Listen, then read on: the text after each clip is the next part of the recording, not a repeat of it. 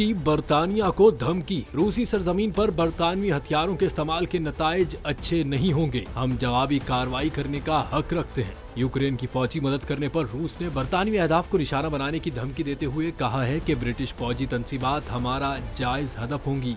दरअसल बरतानवी वजीर खारजा David Cameron ने बयान दिया है कि यूक्रेन को रूस के अंदर तक हमला करने के लिए बरतानिया की तरफ से भेजे गए मिसाइल इस्तेमाल करने का हक है। इसके जवाब में रूस ने भी अपना रद्दअमल देते हुए बरतानवी सफीर तलब करते हुए वाज़ेह पैगाम दिया कि रूसी सरजमीन पर बरतानवी हथियारों के इस्तेमाल के नताइज बिल्कुल भी अच्छे नहीं होंगे। अगर हमलों में बरतानवी हथियार इस्तेमाल किए गए तो यूक्रेन के हमलों का जवाब यूक्रेन की सरजमीन और उससे बाहर किसी भी बरतानवी फौजी तंसीबात को हदफ बनाकर दिया जा सकता है।